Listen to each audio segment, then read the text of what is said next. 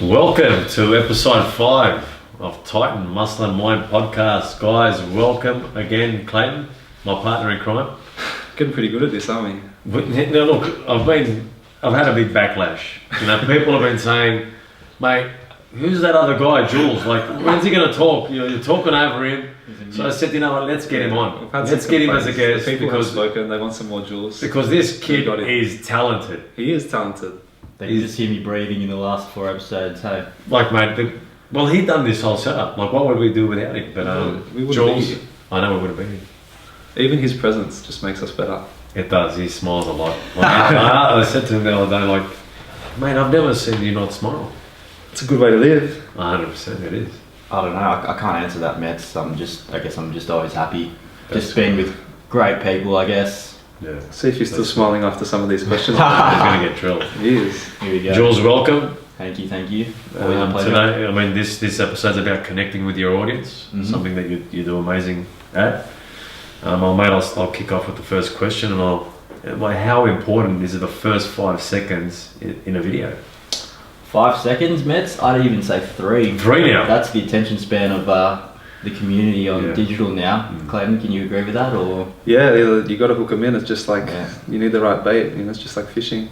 Yeah, exactly. So I'd say the first 3 seconds with all platforms now, even Facebook, Instagram, even Snapchat, people are just so inclined to just tap their thumbs on just to skip a frame. You know, it's you gotta really capture the audience, and I guess to add with the visual, you have to have something educational, inspirational, or even motivational, just to hold their attention and keep them coming back for you. You know. So yeah, I guess the first 3 seconds are always important. Like I said, especially in the fitness industry that we're in, people want quick answers. So it's not just about having long episodes of long training videos now, like on YouTube, but for example on Instagram, I find that on the influencer pages now, there's a lot of just quick, short workouts. Just for people just to follow. If they're running out of ideas in the gym, they can just follow these simple steps, or even simple diet recipes, protein shakes. You know, it's just the first 3 seconds. You really have to capture their engagement, because it's so saturated right now. Everyone's out there producing their own content. It's so easy now with the technology. You've got amazing cameras on your phones. So everyone's pretty much a content creator now. Yeah. Well, my teacher in high school said to me, I've got an attention span of a goldfish, so I'm only joking. Probably 3 seconds. They weren't joking, because you sort of look like one, Mets. Jules, you've recently kind of moved out into the industry on your own and are starting to work with brands, and it's probably interesting to delve into how you manage those relationships for other videographers. It's not always easy to meet the requirements of a brand, especially with content. For us, you know, as a brand, we don't even know really what we're looking for when we brief in content sometimes, because we want a producer to put their creative spin on it and to make some magic for us. So how do you find working with brands and being able to execute what they're looking for? It's a great question. So, as some of you may know, I'll just give you a little background. I was working with Muscle Republic over the course of a year and a half, and I love being part of the brand, because the core values of the brand really resonated with me. My love for fitness, and I guess Muscle Republic as a collective is all about bringing people together. So I guess the core values of that brand, I really wanted to be involved with that. And now, since I've sort of gone individually, as you said, working with brands who I believe have those core values, like yesterday, I had like a really great conversation with Iz about 2 weeks ago when you guys went to the chocolate ball, Sydney chocolate ball, which was for a great cause, the FSHD Foundation. Just being involved with charitable events like that is really humbling, because you guys are giving back to the community. Likewise with Titan Fitness, you guys are doing a lot of charity events, and I find that amazing, especially because I've seen a lot of disabilities and I guess my parents are from the Philippines, and I'm lucky enough to go back to the Philippines every year, and just to see how it is over there. It's a third world country, I guess, and every time I go there, it just makes me feel grounded, and I appreciate my life even more over here in Sydney, because people do it tough out there, and my parents could have easily stayed there, and I guess I would have had a totally different lifestyle, a life in general, and now I'm here in Sydney living my dream, I guess. And to help brands out who share those values with myself makes my job a lot easier. I can do my own style, you know. Yeah. And as long as they're happy, then I'm happy. Yeah. Is that advice that you give to videographers? Try to choose brands that match with your style as opposed to just going out and working with anyone? 100%. It's hard for me right now because I'm still starting off, and that's the nature of it. I really want to be selective with who I work with because time is so valuable. I can't be working with a whole lot of companies and brands and influencers who just want to use my skills to their advantage. I really want to be I really want my values to resonate with everyone who I work with, and my big three right now is Titan, Muscle Republic, and EHP, and that's who I've really gotten along. I guess what you're doing really well at the moment is you're connecting with your clients, and you're able to tell a story, and you're getting much better at being able to tell a story. I mean, how long did it take you to get to that point? Like, you've been doing it for a while. How did you get started, and how long did it take you to get to that point? I guess I mean, my following's not that big, but I guess I love to tell a story. When I was young, I love recording things, and it started when like YouTube came around. I created a YouTube channel straight away and started just making videos just about myself, and it's all about being honest and telling your own story and your own reality.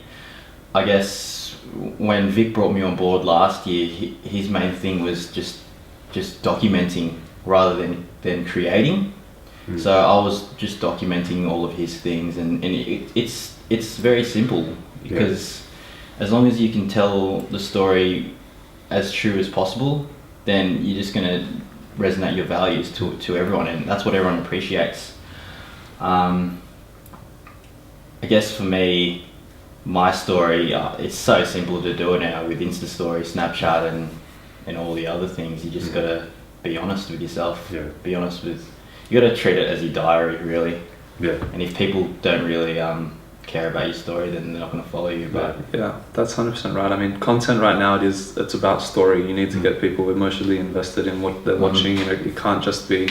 It was okay. It used to work for us when things were just visual. You know, when things were just aesthetically pleasing, we could get away with it. The direct response marketing really worked, but now with so many people out there offering the exact same thing, it has to go beyond just what you look at. You know, you really have to take people along for the journey. Do you think people are over-creating? Do you think sometimes we get into that process of over-creating? Like, rather than just, you know, like going, oh, you know, you got to do more, you got to do this effect and that effect, rather than just trying to tell the story? Like, even for us, we saw in the fitness industry, we went through a phase where it went from iPhone content to professional content, then back to iPhone content. You know, people started to become more emotionally connected with things that were a little bit more and a little bit raw, and a little bit more real. They really wanted to see how to really connect with someone, what someone really like. You know, we can see from our influencers, a lot of them have more connection on their Snapchat profile than their Instagram account now. The content on their Instagram account's a lot more beautiful. It takes a lot more effort and money to produce, but the people that really connect with them want to see what they're doing every day and want to see how they really live their life. So it's about how everything ties in together. And for you as a producer now, it's probably more important than ever to be more aware of not just the content you're producing, but how communities receive that. You know, how can different platforms tie in together, how to speak to an audience and stuff like that. Exactly. Like, I know you like listening to podcasts, right? And this is what I'm going towards. Like, you know, we listen to a lot of podcasts, and the podcast is raw. It's almost not scripted. I mean, there's a headline for it, and they go into that. Do you think a lot of people are moving towards podcasts because it's just a conversation where people can pick up value from just that conversation? Exactly. So I listen to podcasts a lot now since you really got me into it. I watch a lot of YouTube though, because that's really like reality stuff. But again, podcasts, I've been listening to them a lot on the drives to Titan Fitness. It's about a 40-minute drive from Manly, so I can get out 2 podcasts a day. Not a good location, is it? A bit far away. Where's that? Coogee. Otherwise, you can't listen to any podcasts. I'm doing it in my favour. Yeah, that's a benefit of Sydney traffic. I guess you can listen to good podcasts every day. But I guess what you said, like us three, we can have this conversation without these microphones. It's just us three having a good chat, you know. And it's the sort of stuff that you miss out, and people won't be able to hear. Like it's amazing that people can hear us right now, just having a conversation. I don't know how many people are going to get to hear this. It depends on how we distribute it. But it's phenomenal how we can just have a chat and document it like that. Yeah, I like that a lot, 100%. I think a big thing, like I mentioned in an earlier episode, is like overcoming difficulties. What are some of the common difficulties that you find working with influencers and brands? I guess that's what people want to know. You know, it's not all rosy working with these people. It can be difficult. How do you deal with the difficulties? How do you manage it? And how do you make sure that you get the best content possible? Yeah. Well, obviously, you know, everyone's really, really busy doing their own things now, and the thing about social media, it's all about trying to connect people. However, because everyone's got such busy schedules and there's so much saturation on your news feeds, that people get caught up and I guess confused and like distracted from their life. So I guess the biggest challenge is miscommunication and lack of communication. So if I'm doing jobs for other people, I guess not having a good brief, or if they're not happy with something, just the constant back and forth is very, very challenging, because then that, like yourself, Clay, you like to just get things over and done with. You love obstacles, that sort of like, because you sort of learn from it. Yeah. I'm like that as well. I love having challenges. However, I love working in a sequential way where I like to tick boxes. So I follow, listen to another podcast, the Tim Ferriss one. Yeah. And he was talking about having an AMRAP philosophy. So it's if you do CrossFit, you know AMRAP. It's like as many reps as possible and it's this philosophy where you focus on what you're doing at that exact time. Just like in AMRAP, you're focusing on that workout, on the reps you want to do, right? So you're not thinking about anything else in your life.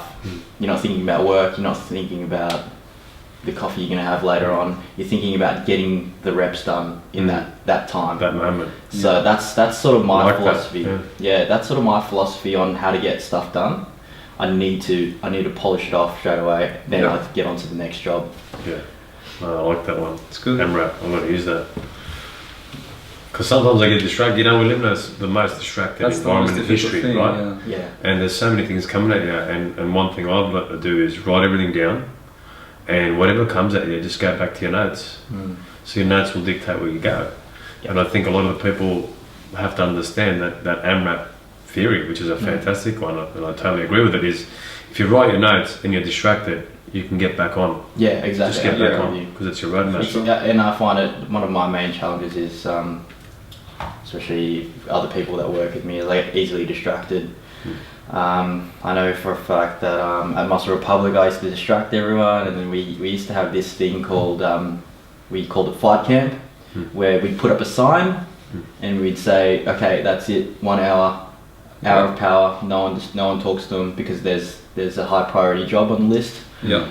And then unless the building's burning down, that's when you're allowed to talk to them. So yeah. I guess distraction is a big challenge for me as well. Yeah. Is it like that in the office at Titan? I'm not down there enough. You're alright, man. So I put my headphones on and trying to block out the world. I'm watching the talk in that office from the glass through the glass. Wait, I think I went a bit off topic there. Was that about influences or? No, we're just asking about distractions. Yeah, distractions, like getting distracted, because you gotta understand, like, there's so many social media platforms. There's so many things coming at you each day, So it becomes so hard to focus on that one thing you're trying to focus on, because just so many, like, I mean, today, I don't know how many curveballs came my way, you know, it was just trying to focus on one thing was hard. And then I'm thinking about, you know, the podcasts, you know, and you want to give 100% there, because all I'm thinking every time I do a podcast, I'm thinking about the person listening on the other side. I mean, I love this conversation, but I'm also going, what are they going to take? That was good AMRAP, repetition, distraction, you know, things coming at you.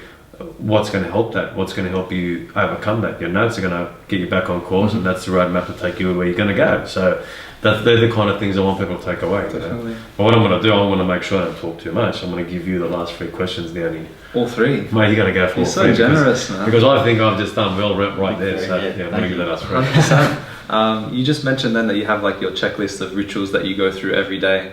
I pretty much work the same way. I have something too, but something that I extend on top of that is kind of deadlines that I give myself in terms of time with people on my team and myself. Is here's the job, here's when it's due, and at that time it's follow up. You know, principle that we use in our office is the TOFU principle: take ownership and follow up. So I like that instead of just giving someone a task and then it might get forgotten, you might get distracted with someone else. You know, there needs to be a due date and a time of accountability where you can go to that person and follow up with them. It's on me to make sure that follow up. So I have to talk again. TOFU for all the vegans out there. But do you have anything else on top of your checklist that help you to get through your day? I know as a videographer it's busy. Us as one of the brands that you work with, I'm constantly harassing you with different projects to work on, and I can imagine now you probably got 15 videos that you probably wanted instructions on how to edit already that we haven't given you. But any other tips out there for other videographers on how to manage workload and stuff like that? I guess just being organised and planning your day, as you guys do as well. You've got limited hours for yourself, really. Like, my lifestyle now is pretty much just work. Like, it's to me, it's not even just work. It's like just do life, and to be hanging out with you guys and talking about these big things is, I don't consider this work. This is just having a chat with some good guys, you know, about what I'm doing. So what do I do to sort of stay in tune? I guess communication is the biggest thing. So talking to people who you're working with, you got to keep that level of communication intact, because if as soon as you lose communication, then things are going to go out of line, I guess. And just keeping your schedule and meeting those deadlines. Like I said to some of the guys at Target Fitness who I've been working with lately, you've got to meet these deadlines, because you're not going to be able to progress onto the next job. 100%. So I guess multitasking and meeting deadlines are very important for getting the job done. Big question. I think it's a little difficult to answer in one go, but question is around what's your definition of success? And like second kind of part of that is like when producing your content. I've worked with a couple of different people, and it's like, do you get to a stage where you feel like that piece of content is exactly perfect? Is that when you know a job's complete, or? Okay, yeah, that's a great question. Yeah. That's a great question. I'll answer the first question first. The definition of success for me is not a tangible object, just like people think money equals success. For me, success is progression. So for me, this year I've had a very successful year because those Facebook memories that come up. Yeah. So I had one of those recent Facebook memories come up of one of my old videos. Yeah. And I was watching it and I'm like, this is terrible.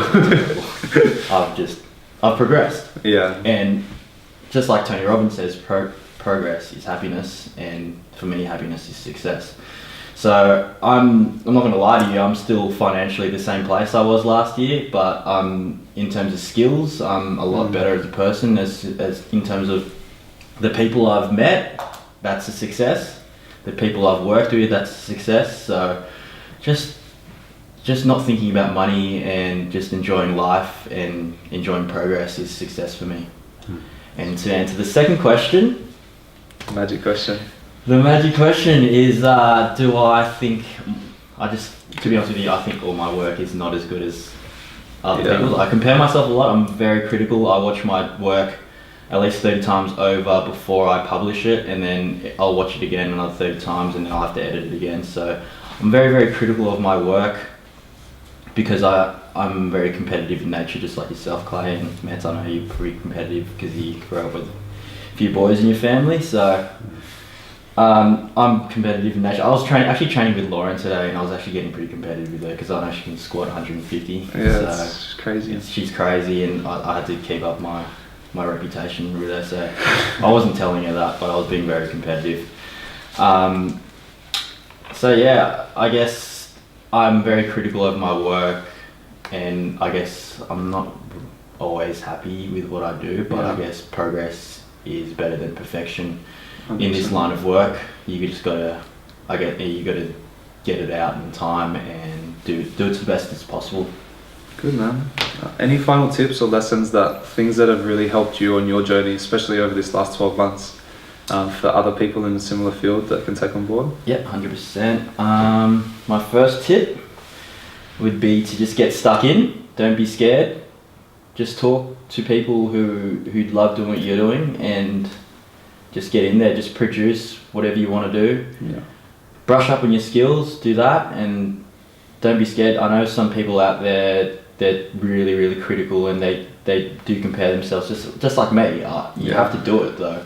You know, you got to jump in the deep end and work with the big dogs, and then produce some good stuff. Second one would be to make the time to learn. It's always progressive, the digital content creation world. So people out there are doing hyperlapses, time lapses, you name it, just slow motion, everything. There's just so many techniques now. So everyone's pretty all over it. People doing videos, photos, digital animation, all that, like music production. So you just got to be on top of that, and you've got to be reading, you got to be listening, you got to be watching. So I set aside 2 to 3 hours a day just to learn new skills or just brush up on new things. Like, just try out new things. I watch a lot of YouTube tutorials.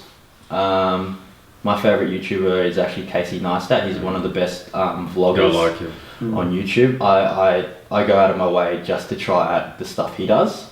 It's very simple but very, very effective in the storytelling game. So yeah, I guess just mimicking what other people do, and that's the way I learn. Is I watch, I write down what they're doing, and then I just mimic them and put it in my own spin, really, make it my own style.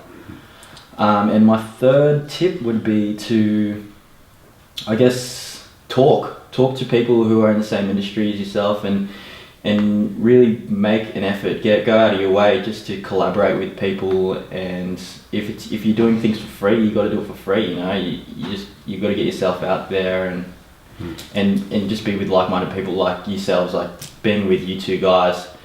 I met Metz last year at his gym because we had to do a late night shoot, and we just kicked it since then. So it's been good, and I met Clay through Metz, which has been awesome. Very insightful guys, and look at me now. I'm sitting with two big dogs. Not really. No, he's not a big dog. He outtrained me big time on the weekend. But yeah, just communicating and collaborating. It's awesome. No, I want to thank you, Jules, and I want to thank Clayton. But just to recap on the last 5 episodes and the common theme that I want people to take away from what we're doing here, and we talk about how to overcome obstacles, how to just jump in there and start working, how to give everything you got to something that you're passionate in, and just go in and just learn, and if you fail, just get back up and keep learning, how to write things down and keep your repetition up in what you're doing, and just, we touched on that before, like perfect practice makes perfect, not practice makes perfect. So whatever you're doing, go and learn it from people that have done it, so you make less mistakes. And this podcast is about the experiences that we have, so people can take this experience and learn from people that have done it and made mistakes, so that way people out there can make less mistakes, and you're better off going and learning from someone that's done it than your next door neighbour that knows how to mow lawns. So go to people that have done it, and I think it's very, very important that people understand that we're trying to create a common theme here. We're trying to give people lessons in life that they can take away, and I want this podcast to also be educational and help a lot of people along the journey as well. Well said. Anything to add? Mate, you add something to it. You always add something good to it. Or is that as good as it gets? It's never as good as it can get. There's no such It's thing. never, no, 100%. Constant and never-ending improvement. Yeah, That's yeah. it. Forever learning, forever But- improving as well. Yeah, I think that's us for this week. But Jules, 100%. thank you. Very, very insightful. very insightful, Thank very you for having detailed, me. and thank you very much. See you next time. See ya, for sure. See you guys. See ya.